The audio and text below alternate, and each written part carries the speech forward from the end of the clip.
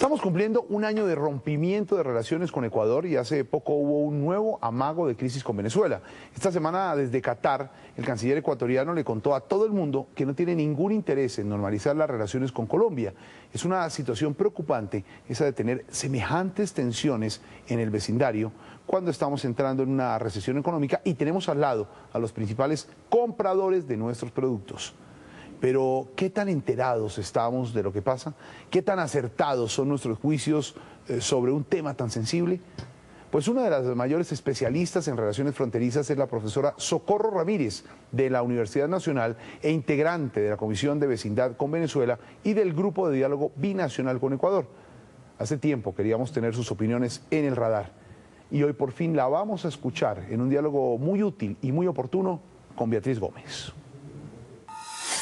Beatriz Gómez entra al radar. Este mes de marzo ha estado plagado de declaraciones muy polémicas de Colombia, Venezuela y Ecuador, comenzando por la del ministro Santos sobre la legítima defensa y esta semana la del presidente del Ecuador, Rafael Correa, diciendo que no va a reanudar relaciones diplomáticas con Colombia. ¿Qué nos indican estas declaraciones? ¿Cuál es la dinámica de las relaciones entre los tres países?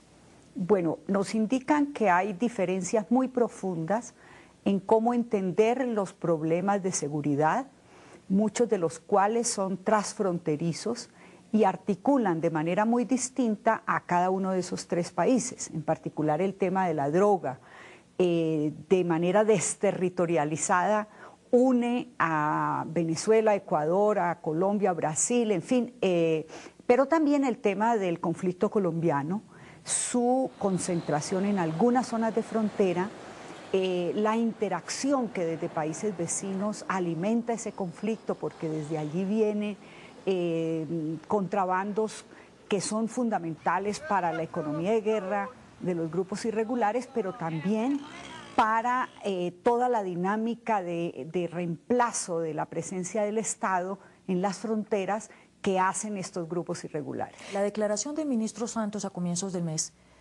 defendiendo el derecho de Colombia a perseguir más allá de sus fronteras a quienes atenten contra la institucionalidad del país. ¿Qué motivó eso, en su opinión?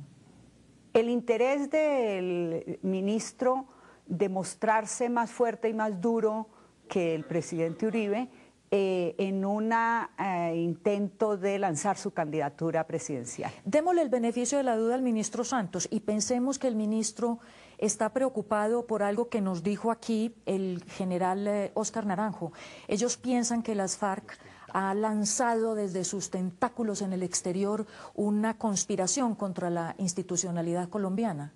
Como en todo conflicto interno, el grupo irregular trata de tener en las fronteras un espacio de abastecimiento, de punto de lanza, pero las acciones unilaterales no conducen sino a radicalizar las diferencias, a enemistar las poblaciones, y Colombia no ha tenido aún capacidad para convencer a los vecinos que es imprescindible su cooperación para poder resolver la confrontación armada interna nacional. Hasta ahora se ahí va el punto, perdón. ¿Hasta qué punto están colaborando Ecuador y Venezuela con las autoridades colombianas en la persecución de estos actores armados? Cada uno yo creo que hace mucho más que lo que Bogotá les reconoce. Ecuador ha interferido muchas de las acciones de las FARC, ha aumentado su presencia militar. Venezuela de alguna manera también lo ha hecho. El problema es que no se hace de manera conjunta ni se hace en una perspectiva compartida. Entonces, más bien en un contexto de desconfianza, de enemistad, que mira al vecino como enemigo, y eso no es eficaz frente al control del tema de la seguridad, y tampoco produce los efectos necesarios de una acción coordinada. Cuando los países comienzan a verse como enemigos, en el caso de Colombia, Ecuador y Venezuela, que además tienen gobiernos de corte muy duro, que tienden a perpetuarse en el poder, que no son muy amigos del diálogo multilateral ni de la diplomacia, ¿hacia dónde puede conducirnos esta situación actual? Puede generar un contexto muy complicado y desencadenar cualquier escaramuza que haga más dañina y distancie más las perspectivas de mejoramiento de la situación. Pero yo creo que no todo es negativo. Nunca antes en la historia de las relaciones de vecindad, en particular en el mundo andino, había habido una iniciativa tan grande de las sociedades. Las poblaciones de frontera y sus autoridades han sido capaces de movilizarse en momentos críticos para poner de presente que es más grande la fuerza de sus lazos cotidianos que los articulan. En el caso colombo-ecuatoriano es impresionante, las cámaras de comercio ya no solo se han reunido a discutir de sus negocios e inversiones, sino de cómo hacer para mejorar la relación. Los intelectuales de los dos países, de los tres países. Exactamente, desde la Universidad Nacional de Colombia, en el caso de Venezuela y en el caso de Ecuador, pero también con Brasil, hemos venido adelantando una serie de proyectos académicos que en el caso de la relación con Ecuador han movilizado 18 universidades de los dos países. Pero ¿hasta qué punto han logrado permear o que esos ecos lleguen hasta los gobiernos de los distintos países? Bastante, cada vez más, creo yo. En el caso de la relación con Venezuela, porque quienes hemos coordinado ese ejercicio académico hemos hecho parte de la Comisión de Vecindad y ahí podemos tener otras entradas, otras miradas de los temas. ¿Qué es lo que complica más la situación de parte de Colombia? Que tiene una confrontación armada arcaica, una confrontación del pasado y que no la ha podido resolver. Se mezcló con el tema de la droga, se concentró en las fronteras y ha articulado muchas dinámicas transfronterizas muy problemáticas para la región. ¿Y qué es lo que complica las cosas de parte de Venezuela? Que tiene una situación interna de polarización de su sociedad muy grande y una mirada distinta de lo que ocurre en Colombia y de los temas que tienen que ver con la dinámica del conflicto y que ha intentado en ocasiones ser neutral frente a esa problemática. ¿Y Ecuador? ¿Qué complica toda esta relación de parte de Ecuador? Bueno, Ecuador estuvo un siglo concentrado en su frontera sur y descubrió la frontera norte cuando el conflicto colombiano se había agudizado allí y estaba la presencia de Estados Unidos a través del Plan Colombia.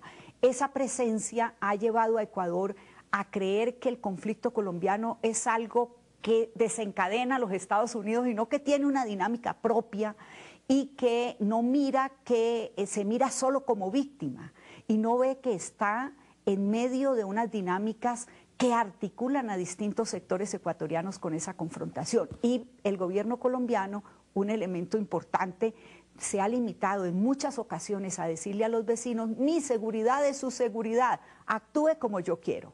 Y no toma en cuenta que cada uno de ellos tiene realidades distintas, prioridades distintas, que son gobiernos con opciones políticas distintas, que piensan los temas de otra manera. En un contexto en el que ningún esfuerzo ha servido para resolver la situación con Ecuador ni para distender las relaciones con Venezuela, la pregunta que salta es la siguiente y es ¿qué tan factible es que toda esta dinámica nos conduzca a enfrentamientos armados con los dos vecinos? Bueno, por fortuna existen muchas posibilidades de frenar cualquier escaramuza militar. No es descartable porque, como digo, han aumentado la presencia militar en las fronteras en un contexto de desconfianza y de percepción del vecino como enemigo. Pero creo que las sociedades son decisivas para frenar cualquier perspectiva de enfrentamiento y lo han demostrado en momentos claves, pero creo que también el Consejo de Defensa Suramericano recientemente constituido y el papel que Brasil y el presidente Lula en particular han venido jugando como un factor de estabilización regional, como un factor que es capaz de articular las preocupaciones y necesidades de Colombia y las necesidades de Venezuela y los liderazgos de Chávez y el liderazgo de Uribe y que es capaz de atender a las preocupaciones de Ecuador, me parece que podría jugar y debería jugar un papel para que se revierta esta situación de tensión que le ha hecho daño no solamente a las capitales, sino sobre todo a las fronteras. Doctora Socorro Ramírez, muchísimas gracias. Con mucho gusto. Gracias a Socorro y a Beatriz, las mujeres son hoy protagonistas en el radar.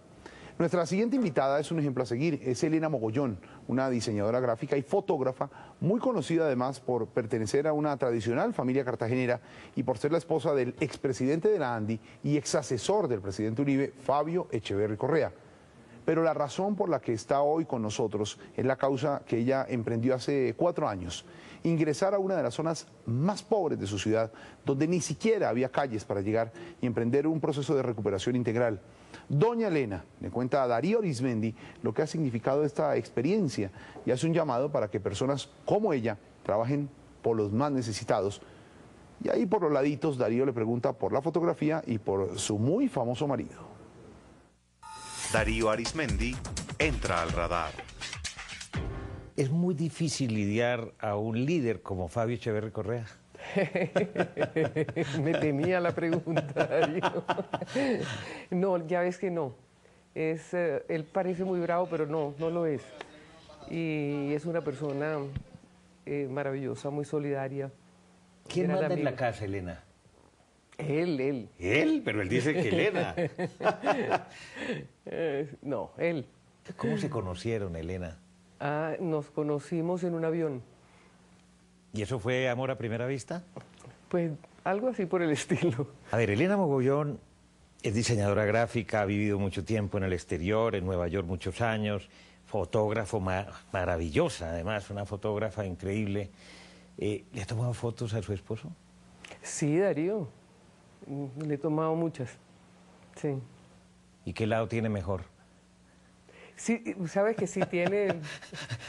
Porque dicen que hasta los caballos tienen un lado bueno o un lado malo. Sí, tiene... Todos tenemos un lado mejor, sí. Sí. ¿Cómo él es en el fondo, ya como padre de familia, como esposo, como compañero? Un tipo inmensamente sólido, con quien uno siempre puede contar, que yo creo que eso es lo más importante. ¿Cómo nació esa fundación tan bella que tiene Elena Mogollón, de Granitos de Paz? La fundación nació hace 4 años de una conciencia muy clara de que todos tenemos que aportar un granito. En este caso, cuando yo vi lo que estaba pasando allá, dije, esto es un granito de paz definitivamente, esto es una situación intolerable. Y yo creo que no hay gobierno capaz de solo aliviar toda la pobreza que hay en Colombia. Yo creo que todos estamos en la obligación, de alguna forma, de contribuir. ¿No había entrado nunca a ese sector de Rafael Núñez en el barrio La Herrera? Es que ni siquiera había carreteras o calles que pasaran por ahí.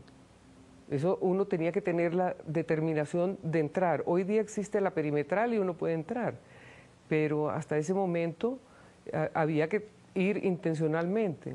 ¿Y por qué fue? ¿Quién la llevó? La policía. La policía. Si yo les pregunté cuáles son los sectores más pobres que hay aquí, más necesitados. Y entre esos sectores estaba el barrio Olaya Herrera, y empecé a caminarlo y terminé en un sector que se llama Rafael Núñez. Son 10.500 personas y ahí estamos desarrollando el trabajo de la Fundación. ¿Qué hacen allí, Granitos de Paz? Nosotros estamos desarrollando un modelo, Darío, que no se usa mucho aquí, que es de recuperación integral de una zona. Cuando tú llegas a una comunidad que todo le falta, que todo lo necesita, tienes que ponerte a ver cómo le llevas todas esas cosas allá. Entonces, educación, salud, vivienda, proyectos productivos, medio ambiente. O sea, nosotros trabajamos en todos los temas a través de otras fundaciones y de otras entidades y mucho del gobierno. Y del sector privado Y también. del sector privado, muchísimo, sí, fundaciones que son del sector privado. Llevamos las ayudas allá. Por ejemplo, educación, trabajamos educación con la Fundación Génesis, pero trabajamos también los programas sociales que el gobierno tiene allí, muchas veces se desperdician porque no hay quien haga la gestión, que le corresponde al sector privado, que es, por ejemplo, un programa bellísimo para el adulto mayor de almuerzo diario que se llama Juan Luis Londoño de la Cuesta del Instituto Colombiano de Bienestar Familiar. El SENA tiene maravillas de programas, o sea, es ir recogiendo lo que existe, irlo poniendo en un solo sitio. ¿Y cómo se ha sentido Elena Mogollón desde esa primera vez hasta este momento? Porque de eso hace ya 4 años, cuando empezó esa tarea. Sí. ¿Se siente cómoda haciéndole, se siente comprometida, entusiasmada? Yo me siento feliz, Darío, pero a veces, como digo yo, todo lo que trabajo, todo lo que hago y todo lo que falta. Entonces digo, toda la cantidad de gente que debe estar metida en esto, ayudando, porque francamente es demasiada la pobreza en este país. ¿Qué es lo más dramático, lo más impactante que ha vivido allí en ese sector de Rafael Núñez de Cartagena? Darío, todo, todo. Tú ves de pronto problemas de salud que tú dices, Dios mío, de ambiente, de medio ambiente, es decir, unos caños que son como unas venas rotas por la mitad de las casas de esta gente, cuando llueve, que además de eso traen aguas servidas, entonces cuando llueve esa agua se entra hasta 1 metro dentro de las casas de la gente, que no es agua de lluvia exactamente. Todo, cuando tú ves a la gente sin trabajo, sin posibilidades, pero ahí vamos. Pero bueno, lo cuenta con mucha precisión, con mucho rigor, pero debe ser muy duro vivirlo y vivirlo con tanta frecuencia como usted lo hace, ¿no? Sí, Darío, es duro, pero la gente es una gente súper alegre. Tú vas allá y tú dices, bueno, ¿cómo esta señora me está diciendo que le falta todo? Estas caras tan sonrientes y esta gente tan feliz. Es el espíritu costeño, caribe, maravilloso. Sí, son una maravilla de gente que enfrentan sus carencias con resignación, con alegría. ¿Nunca le ha pasado nada, Elena? ¿Un asalto que la vayan a robar? ¿No ha sentido algún temor? No, Darío, y nos pasó una cosa muy, muy linda, que a un muchacho que trabaja con nosotros en los computadores allá en la sala de cómputo, iba entrando por el barrio y un par de muchachitos trataron ahí de meterse con él y le preguntaron que para dónde iba, y cuando él dijo que él trabajaba con granitos de paz, yo, haberlo dicho, lo soltaron enseguida. Qué lindo, sí. Qué lindo. O sea que eso para mí fue una gratificación, sí, una claro, demostración de que se está llegando, ¿no? Sí, de que se están haciendo mejores seres humanos. Sí, bueno, ellos son lindos seres humanos, están mejorando sus condiciones de vida. Claro, para que tengan más dignidad. ¿Tienen muchos voluntarios y voluntarias trabajando? No, Darío, no hay mucha gente voluntaria trabajando, pues eso es difícil. Ustedes son más bien empleados, trabajadores, personas que tienen una vocación social también. Sí, consejo que me dio además el padre Javier de Nicoló. ¿Ah, sí? Sí, me dijo, la base hay que tenerla profesional. Elena, ¿para usted qué es la fotografía? Una pasión, me encanta. Y todo tipo de fotografía, porque el último libro que vi sobre los caballos es absolutamente creativo, original, precioso por lo demás. Son enfoques y facetas difícilmente concebibles, como para una persona que no sea fotógrafa. Darío, sí, yo he hecho un poquito de todo, porque en un momento dado hice fotografía industrial que me encanta, pero también hice de rostros. Hice un libro casualmente, el rostro de la gente del barrio, de allá de Rafael Núñez, se llama Rostros, Ébano y Canela, que eso lo hice hace como 3 años.